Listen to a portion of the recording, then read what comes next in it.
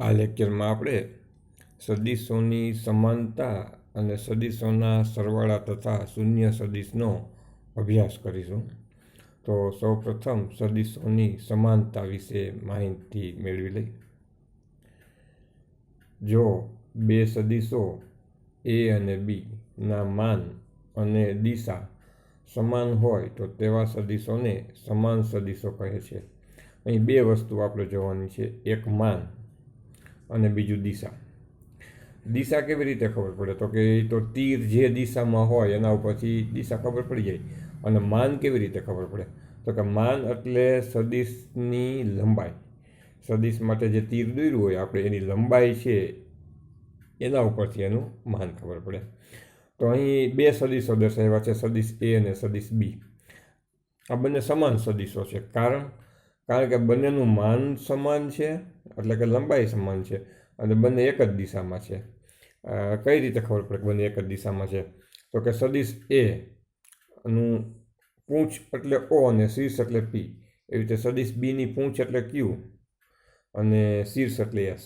હવે એ અને બી બંનેની પૂંછ ભેગી કરવામાં આવે, એટલે કે ઓ અને ક્યુને એકબીજા ઉપર સંપાત કરવામાં આવે તો પી અને એસ પણ એકબીજા ઉપર સંપાત થશે. એટલે કહી શકાય કે બંનેના દિશા એક જ છે, એટલે બંને સમાન સદીશો છે. હવે એ અને બી સમાન સદીશો છે, પણ એ ડેશ અને બી ડેશ છે સમાન સદીશો નથી. ભલે બેની લંબાઈ તમે જુઓ તો બે તીરની લંબાઈ એક સમાન છે, એટલે એનો મતલબ શું થયો? માન એક સમાન છે. પણ બેની દિશા એક સમાન નથી. એ કેવી રીતે ખબર પડે? તો અહીં ઓ ડેશ અને ક્યુ ડેશ અને એકબીજા ઉપર સંપાત કરવામાં આવે તો પણ પી ડેશ અને એસ ડેશ એકબીજા ઉપર સંપાત થતા નથી. એટલે એના ઉપર કહી શકાય કે એ ડેશ અને બી ડેશ છે એ સમાન સદીશો નથી. અહીં સદીશ એ અને બી બંને સમાન સદીશો છે. સામાન્ય રીતે આ સમાનતાને એ બરાબર બી વડે દર્શાવાય છે. સદીશ એ ડેશ અને સદીશ બી ડેશ ના માન સમાન હોવા છતાં તે સમાન સદીશો નથી, કારણ કે તેમની દિશાઓ જુદી જુદી છે.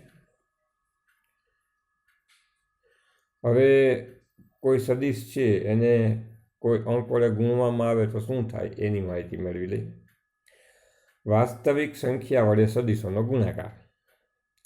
ધારો કે કોઈ સદીશ એ નો ધન સંખ્યા લેમડા સાથે, લેમડા એટલે કોઈ પણ સંખ્યા 5, 7, 15 કોઈ પણ સંખ્યા સાથે ગુણાકાર કરતા મળતા સદીશનું મૂલ્ય લેમડા ગણું થાય છે, પરંતુ તેની દિશા છે એ સદીશ એની દિશામાં જ રહે છે. દાખલા તરીકે સદીશ એ છે એને લેમડા વડે ગુણી નાખ્યા અને પછી એનું મૂલ્ય શોધવા માટે માનક લીધો, તો સદીશ એનું જે મૂલ્ય છે એના કરતાં લેમડા ગણું મૂલ્ય થઈ ગયું.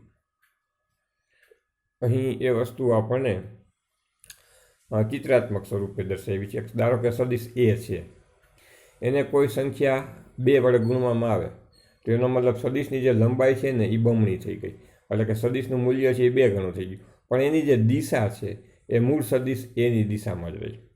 હવે અહીં સદીશ એને 2 વડે ગુણ્યા એની બદલે -1 વડે ગુણવામાં આવે તો સદીશનું મૂલ્ય છે એટલું જ રહ્યું, પહેલાં હતું એટલું જ, પણ એની દિશા છે એ મૂળ સદીશની જે દિશા હતી એના કરતાં 180 અંશ ઉલટાઈ ગઈ, એટલે કે એકદમ વિરુદ્ધ દિશામાં આવી ગયું.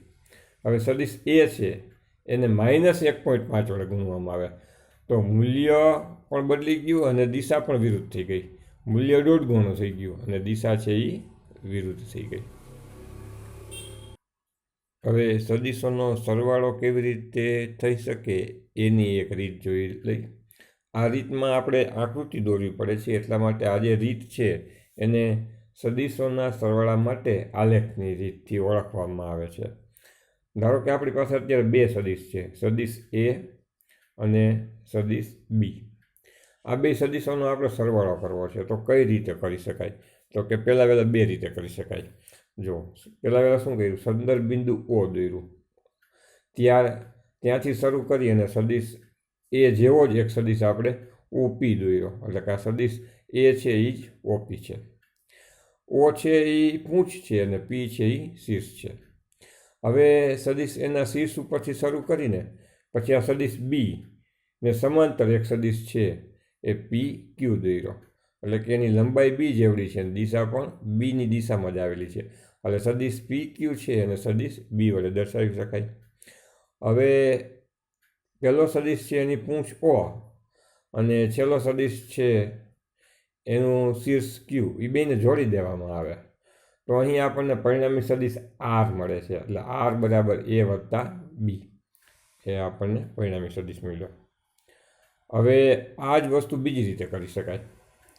ધારો કે આપણી પાસે સંદર્ભ બિંદુ ક્યુ છે, તો ક્યુથી શરૂ કરીને સૌ પ્રથમ સદિશ બી દોરો. આ સદિશ આપણે બી દોર્યો. હવે બીના શીર્ષ ઉપરથી, અહીં એસ છે એ બીનું શીર્ષ છે અને ક્યુ છે એ પૂંછ છે, તો એસ ઉપરથી એટલે કે બીના શીર્ષ ઉપરથી આ સદિશ એનો સમાન સદિશ એસ પી દોર્યો.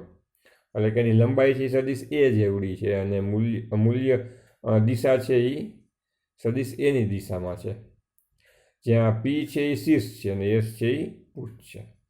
હવે બી સદિશની પૂંછ ક્યુ અને એ સદિશનું શીર્ષ પી બેને જોડી દેવામાં આવે તો પરિણામી સદિશ ક્યુ પી મળે છે. આ ક્યુ પી છે એનું મૂલ્ય પણ આ સદિશ આર બરાબર બી, સદિશ બી પ્લસ સદિશ એ જેટલું જ મળે છે. એટલે કહી શકાય કે એ વત્તા બી કર્યું કે બી વત્તા એ કર્યું, બે કિસ્સામાં પરિણામી સદિશ આપણને જે મળ્યો ઓ ક્યુ અને ક્યુ પી એ બે સમાન સદિશો જ મળે છે. એટલે કોઈ પણ રીતે સરવાળો કરી શકાય. એમાં બી ઉમેરો તોય ભલે અને બીમાં એ ઉમેરે તોય ભલે, બે સમાન જ મળે. સદિશ એ વત્તા સદિશ બી બરાબર સદિશ બી વત્તા સદિશ એ. આ જે નિયમ છે એને ક્રમનો નિયમ કહેવાય. એટલે આના ઉપરથી કહી શકાય કે સદિશોનો સરવાળો ક્રમના નિયમનું પાલન કરે છે. આના સિવાય બીજો નિયમ પણ આવે જેને જૂથનો નિયમ કહેવાય. એના માટે અહીં આપણે આકૃતિ જોઈ લઈ. જો આગળ આપણે શું કર્યું હતું, માત્ર બે સદિશોનો સરવાળો કર્યો હતો, સદિશ એ અને સદિશ બી. હવે જૂથનો નિયમ ચકાસવા માટે આપણે શું કરવું પડશે, ત્રણ સદિશો ધ્યાનમાં લેવા પડશે. સદિશ એ, સદિશ બી અને સદિશ સી. આ ત્રણેયનો સરવાળો કરવો છે. તો આ ત્રણેયનો સરવાળો બે રીતે કરી શકાય. કઈ બે રીતે કરી શકાય, તો કે જુઓ, પહેલાં આ સદિશ એ છે એમાં સદિશ બી ઉમેરો, બીજું કંઈ જોતા જ નહીં, તો પરિણામી સદિશ કયો પ્રાપ્ત થયો, આ એ છે એમાં બી ઉમેરો તો એની પૂંછ અને બીનું શીર્ષ બેને જોડતો પરિણામી સદિશ આપણને એ બી મળ્યો. એટલે હવે આપણી પાસે સદિશ એ બી છે, એ પ્લસ બી કાઉન્સમાં, એમાં આપણે સદિશ સી ઉમેરી દઈ એટલે પરિણામી સદિશ કયો થશે, એ પ્લસ બી અને વત્તા સી. એટલે આવડો આ સદિશ થશે એ પ્લસ બી વત્તા સી. આ સદિશ આપણને મળ્યો.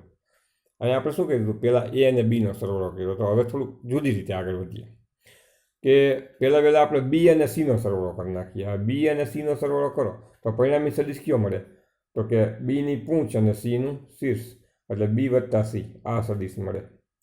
હવે આ બી વત્તા સી સદિશ છે એનો આપણે એ સાથે સરવાળો કરવો છે. એટલે કે સદિશ એ વત્તા બી વત્તા સી. આ બેનો તમે સરવાળો કરો તો પરિણામી સદિશ કયો મળે, સદિશ એ પ્લસ કાઉન્સમાં સદિશ બી પ્લસ સી. અહીં પહેલાં આપણે બી વત્તા સી કર્યું પછી એ ઉમેર્યો તો પણ પરિણામી સદિશ એ જ મળ્યો. એટલે કહેવાનો મતલબ એ છે કે પહેલાં એ બીનો સરવાળો કરીને પછી સી ઉમેરો કે પહેલાં બી સીનો સરવાળો કરીને પછી એ ઉમેરો, બે કિસ્સામાં આપણને પરિણામી સદિશ એક જ મળે છે. એટલે કે સદિશ એ પ્લસ સદિશ બી પ્લસ સદિશ સી ઇઝ ઇક્વલ ટુ સદિશ એ પ્લસ કાઉન્સમાં સદિશ બી પ્લસ સી.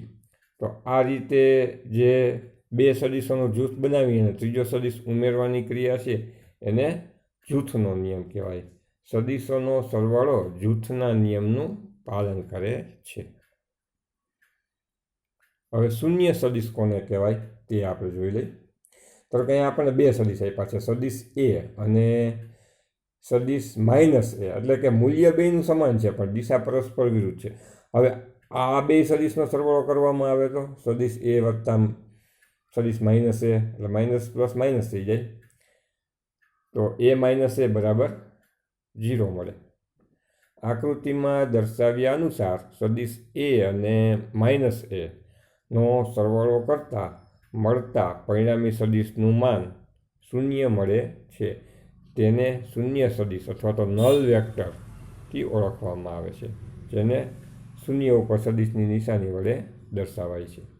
એટલે કે સદિશ એ માઇનસ સદિશ એ ઇઝ ઇક્વલ ટુ શૂન્ય સદિશ, અને શૂન્ય સદિશનું માન શૂન્ય હોય છે. હવે શૂન્ય સદિશનું મૂલ્ય શૂન્ય હોવાથી તેની દિશા દર્શાવી શકાય નહીં. શૂન્ય સદિશ માટે દિશા અસ્તિત્વ ધરાવતી નથી. શૂન્ય સદિશના થોડાક ગુણધર્મો જોઈ લઈએ આપણે.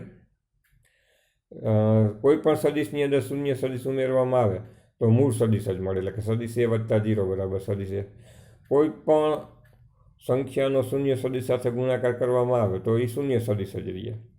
અને કોઈ પણ શૂન્ય સદિશ સાથે કોઈ સદિશનો સરવાળો ગુણાકાર કરવામાં આવે તો પણ આપણને શૂન્ય સદિશ જ મળે છે.